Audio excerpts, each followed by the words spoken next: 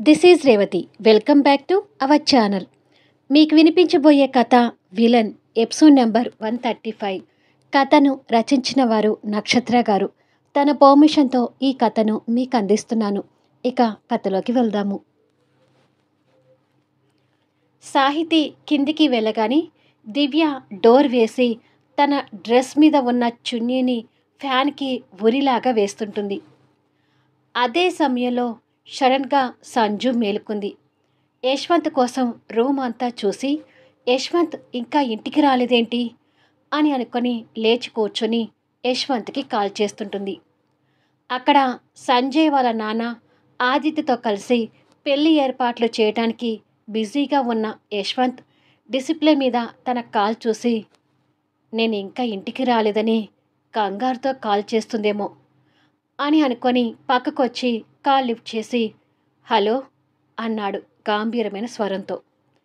ఇంకా ఇంటికి రాలేదు, ఎక్కడ ఉన్నావు యశ్వంత్ అని అడిగింది సంజు. రేపు ఉదయం 9 గంటలకు మంచి ముహూర్తం ఉందంట. ఆ ముహూర్తంలో దివ్య సంజయ్ పెళ్ళి జరగబోతుంది కాబట్టి పెళ్ళి ఏర్పాట్లో బిజీగా ఉన్నాను అన్నాడు. అది విని బాధపడుతూ నీ నిర్ణయం మార్చుకోవడానికి కాస్త కూడా ప్రయత్నించడం లేదా అని అడిగింది. నువ్వు నోరు మూసుకొని ఫోన్ పెట్టేసి ఇక పడుకో అని తిట్టి ఫోన్ కట్ చేశాడు. యశ్వంత్ అలా సీరియస్ కాగానే సంజు కలలో కన్నీళ్లు తిరుగుతుంటాయి. ఇక్కడ యశ్వంత్ ఫోన్ కట్ చేసి ఎంత చెప్పినా ఇంకా అంతే మాట్లాడుతుంది. ఎంతైనా ఆ అభి తన ఫ్రెండ్ కదా, అందుకే అంతగా సపోర్ట్ చేస్తుంది అని తిట్టుకొని ఫోన్ పాకెట్లో పెట్టుకొని మళ్ళీ ఆ ఏర్పాట్ల దగ్గరికి వచ్చి చూస్తుంటాడు. పడుకున్న నిద్ర పట్టదు అని అనుకొని సంజు ఫోన్ పట్టుకొని రూమ్ నుంచి బయటకు వచ్చింది. తెలియకుండానే ఎదురుగా ఉన్న దివ్య రూమ్ వైపు చూసింది. దివ్య రూమ్ కిటికీ మీద నీడని చూసి ఒక్కసారిగా భయపడుతుంది. దివ్య ఫ్యాన్కి చున్నీ కట్టి ఉరికి రెడీ అవుతుండగా ఆ కిటికీ మీద సంజుకి నీడలాగా కనిపించింది. అది చూసి భయపడుతూ దివ్య అంటూ పరిగెత్తుకుంటూ కిందికి వచ్చి తన రూమ్ సైడ్ ఉన్న స్టెప్స్ ఎక్కి పైకి వెళ్తుంది. తన రూమ్ డోర్స్ దగ్గరికి వచ్చి డోర్ కొడుతున్నా కూడా డోర్ తెరుచుకోవడం లేదు. తన రూమ్ డోర్స్ కొట్టడం దివ్యకి వినిపించి తను ఉరి వేసుకోవడానికి ఇంకా ఫాస్ట్గా ప్రిపేర్ అవుతూ ఫ్యాన్కి చున్నీ ముడిని గట్టిగా వేస్తుంటుంది. సంజుకి డోర్ ఓపెన్ కాకపోయేసరికి ఇంకా భయపడుతూ నీడ కనిపిస్తున్న ఆ విండో దగ్గరికి వెళ్ళి ఆ విండో డోర్ని ఓపెన్ చేసింది. దివ్య తన మెడని ఆ ఉచ్చులో పెట్టబోతుండగా అమ్మ దివ్య అంత పని చేయకు అంటూ సంజు కేకలు వినిపించాయి. మెడకు తగిలించుకోబోయే ఉచ్చు నుంచి దివ్య వెనక్కి తిరిగి తన వైపు చూసింది. అమ్మ దివ్య, నువ్వు చచ్చిపోయి సాధించేది ఏమీ లేదు. ప్లీజ్ నువ్వు అలాంటి పిచ్చి పనులు చేయకమ్మా. నీకేదైనా అయితే మీ అన్నయ్య అసలు తట్టుకోలేడు. నా మాట విని ముందు డోర్ ఓపెన్ చేయమ్మా అంది సంజు భయపడుతూ. సంజు కేకలు వింటూ సాహితి వాటర్ బాటిల్తో అక్కడికి వచ్చి ఏమైంది సంజు గారు అని అడిగింది. దివ్య ఉరి వేసుకోబోతుంది. తనని చూస్తుంటే నాకు కాళ్ళు చేతులు ఆడటం లేదు అంటూ సంజు కంగారు పడుతూ చెప్పింది. అది విని సాహితి షాక్ అవుతూ కిటికీలో నుంచి తన స్నేహితురాలు చూసి తను కూడా భయపడుతుంది. పిచ్చి పిచ్చి పనులు చేయకు దివ్య అంటూ సాహితి వెళ్ళి డోర్ కొడుతుంది. కానీ తనకు కూడా ఆ డోర్ ఓపెన్ కావడం లేదు. స్లీపింగ్ టాబ్లెట్ వేసుకొని గాఢ నిద్రలో ఉన్న పూర్ణకి వాళ్ళ కేకలు ఏవీ తన చెవిలో పడటం లేదు. ఇంట్లో ఉన్న సర్వెంట్స్ అందరూ కూడా పని ముగించుకొని పక్కనే ఉన్న రేకుల షెడ్ హౌస్కి షిఫ్ట్ అవుతారు కాబట్టి సర్వెంట్స్ ఎవరు కూడా మాన్షన్లో లేరు. స్నేహితురాలి పరిస్థితికి సాహితి కన్నీళ్ళు పెట్టుకుంటూ అయ్యో నన్ను వాటర్ తెమ్మని చెప్పి నువ్వు ఇలాంటి పిచ్చి పనికి పూనుకున్నావా, డోర్ ఓపెన్ చేయవే అంటూ బ్రతిమిలాడుతుంటుంది. చూడు దివ్య, నువ్వు చేస్తుంది పెద్ద తప్పు అమ్మా. నువ్వు ఇలాంటి పిచ్చి పని చేసుకుంటే నీ వల్ల ఎంతమంది బాధపడతారో కాస్త ఆలోచించు అంటూ సంజు తన అభిప్రాయాన్ని మార్చే ప్రయత్నం చేయాలని చూస్తుంటుంది. బాధపడతారు, కానీ ఇప్పుడు వీళ్ళందరూ నా బాధని అర్థం చేసుకోవడం లేదు కదా! మరి ఇక నేను బతికి ఉండటం ఎందుకు? అని కోపంగా ప్రశ్నించింది దివ్య. నీకు దండం పెడతాను దివ్య. మీ యశ్వంత్ అన్నయ్యకి నువ్వంటే ప్రాణం.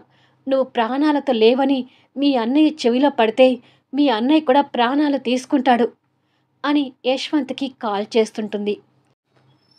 యశ్వంత్ ఆ కాల్ చూసి మళ్ళీ వాళ్ళ స్నేహితుడికి సపోర్ట్‌గా మాట్లాడుతూ నా నిర్ణయం మార్చుకోమని ఏదేదో చెప్పి నాలో ఉన్న కోపాన్ని ఇంకా పెంచుతుందేమో అని అనుకొని నిర్లక్ష్యంగా తన ఫోన్ కాల్ కట్ చేసి స్విచ్ ఆఫ్ చేశాడు. సంజు మళ్ళీ కాల్‌కి ప్రయత్నం చేసి స్విచ్ ఆఫ్ అని రావడంతో ఇంకా భయపడుతూ please Divya open the door అంటూ మొత్తుకుంటూ ఉంది. దివ్య ఉరి రెడీ చేసుకొని నేను అభిని కాదని ఇంకొక వ్యక్తిని పెళ్లి చేసుకుంటే బతికి ఉన్న శవంలాగా ఉండటమే. ఆ మాత్రానికి నేను బతకటం ఎందుకు? నా చావు నన్ను చావనివ్వండి అని దివ్య మెడకి ఉచ్చు తగిలించుకుంది. అది చూసి సాహితీ వణికిపోతూ సంజు గారు ప్లీజ్ ఏదో ఒకటి చేయండి. దివ్యకి ఏం కాకూడదు. తను బతకాలి అని సంజు చేతులు పట్టుకొని సాహితీ బతిమలాడుతుంటుంది. ఆ క్షణంలో దివ్యని చూస్తున్న సంజు పాదరసం అంత ఫాస్ట్‌గా ఆలోచిస్తూ ఏదైతే అదే కానివ్వు అని మనసులో అనుకొని గట్టిగా ఒక నిర్ణయం తీసుకొని అభితో నీ పెళ్ళిని నేను దగ్గరుండి జరిపిస్తాను దివ్య అని అంది. సంజు నోటి నుండి వచ్చిన ఆ మాటకి ఇక్కడ సాహితీ, అక్కడ ఉచ్చు బిగించుకోబోతున్న దివ్య షాక్ అవుతున్నారు.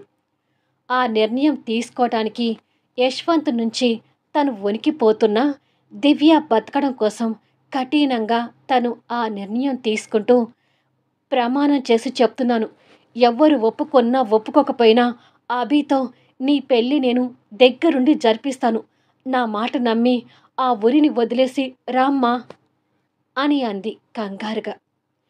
మీరు నిజమే చెప్తున్నారు కదా? ఈ క్షణం నా ప్రాణాలు కాపాడటానికి ఏదో మాటలు అల్లడం లేదు కదా అంది దివ్య అభిని పెళ్లి చేసుకోవాలనే ఆశతో. నా కుటుంబం మీద ప్రమాణం చేసి చెప్తున్నాను. మీ పెళ్లి నేను జరిపిస్తాను అంటూ ఆ క్షణం యశ్వంత్ గురించి భయాన్ని వదిలేసి ధైర్యంగా తన నిర్ణయాన్ని చెప్పింది. సంజు మాటలు దివ్యకి పూర్తి నమ్మకాన్ని కలిగిస్తుంటాయి. అది చూసి సాహితీ కాస్త సంతోషపడుతూ సంజు గారు ప్రమాణం చేసి చెప్తున్నారు కదా దివ్య, ఇక డోర్ ఓపెన్ చెయ్యి అని అంది. దివ్య సంజు మీద నమ్మకంతో ఆ ఊరిని వదిలేసి డోర్ దగ్గరికి వస్తుంటే ఈ ఇద్దరు కూడా ఆతృతగా డోర్ దగ్గరికి వెళ్ళారు.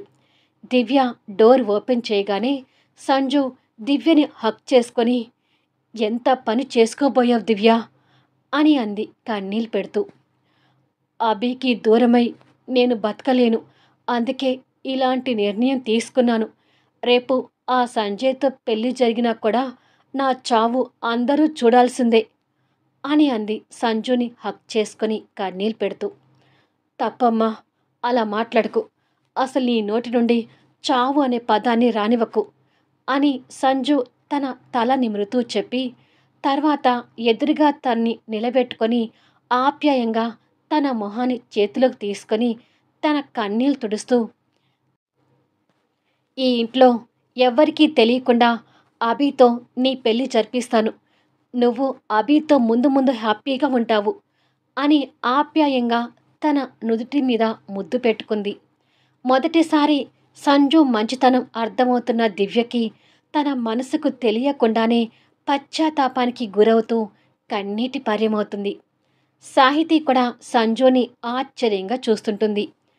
కానీ దివ్య తర్వాత వాళ్ళ అన్నయ్య గురించి ఆలోచిస్తూ ఎవరికీ తెలియకుండా మీరు మా పెళ్లి చేస్తే యశ్వంత్ అన్నయ్య దగ్గర నుంచి మీరు ఎలాంటి పరిస్థితులు ఎదుర్కోవాల్సి వస్తుందో ఆలోచించారా అని అడిగింది.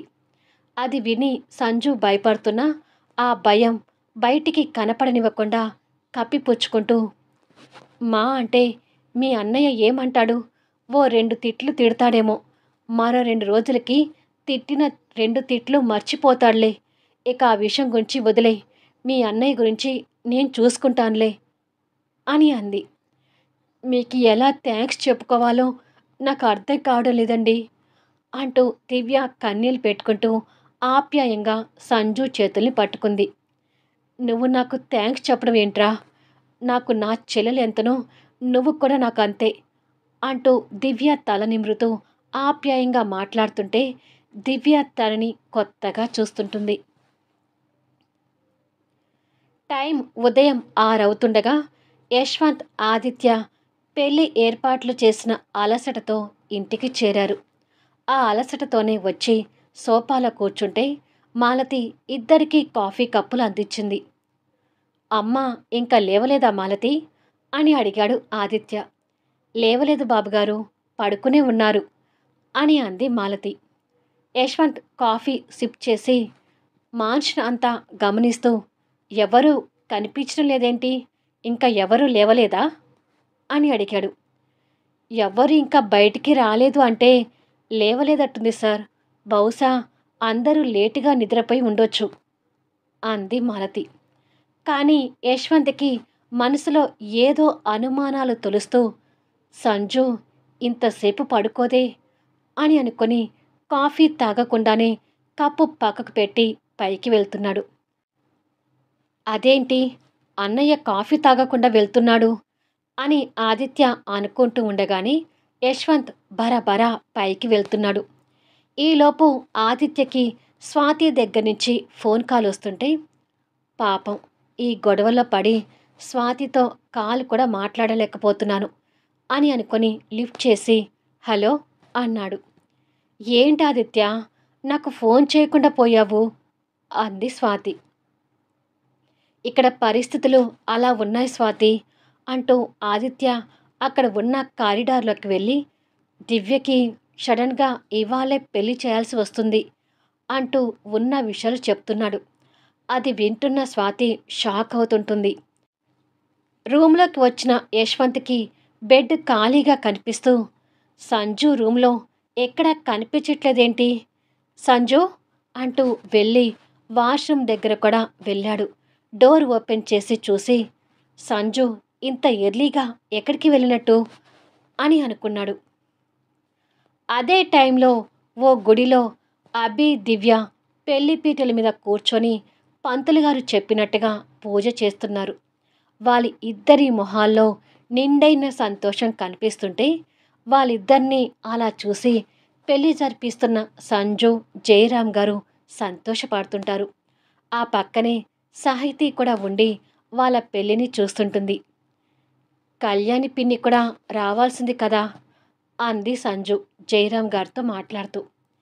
ఈ పెళ్ళి సీక్రెట్గా జరగాలనే ఉద్దేశంతో మేము తనకి చెప్పను కూడా చెప్పలేదమ్మా, అభినే చెప్పొద్దు అన్నాడు జయరాం గారు. ఇక్కడ సంజు కనిపించకపోయేసరికి యశ్వంత్ తనకి ఫోన్ చేస్తుంటే ఆ ఫోన్ బెడ్ మీద మోగుతుంది.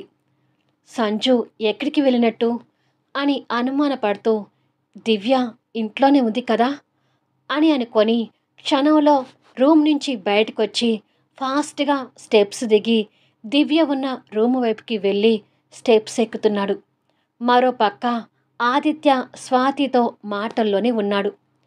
యశ్వంత్ దివ్య రూమ్కి కూడా వచ్చి దివ్య, సాహితీ ఎవ్వరూ లేకపోవడం చూసి ఏదో జరుగుతుంది అని అనుకుంటూ తల పట్టుకున్నాడు. నీకొక ముఖ్యమైన విషయం కూడా చెప్పాలి స్వాతి, మా ఇంట్లో సంజు అని ఒకటి ఉంది కదా, ఆవిడ అభికి స్నేహితురాలు అని చెప్పబోతుండగా ఆదిత్య అంటూ యశ్వంత్ వాయిస్ బేస్గా వినిపించింది. అలా పిలవడం చూసి ఆదిత్య కాస్త కంగారు పడుతూ నేను తర్వాత ఫోన్ చేస్తాను స్వాతి అని చెప్పి ఫోన్ పెట్టేసి లోపలికొచ్చాడు. ఏమైందన్నయ్య, ఏంటి అలా ఉన్నావు అని అడిగాడు ఆదిత్య యశ్వంత్ టెన్షన్గా ఉండటం చూసి. ఇంట్లో సంజు, దివ్య, సాహితీ ఎవ్వరూ కనిపించడం లేదురా అన్నాడు టెన్షన్ పడుతూ. ఆ మాటలు వింటూ పూర్ణ అక్కడికి వచ్చి ఏంటి ఎవరూ కనిపించడం లేదా, ఎటు వెళ్ళినట్టు అని అంది. అదే సమయంలో ఆ గుడిలో యశ్వంత్కు తెలిసిన ఓ దంపతులు పూజ జరిపించుకోవటానికి ఆ గుడికి వచ్చారు.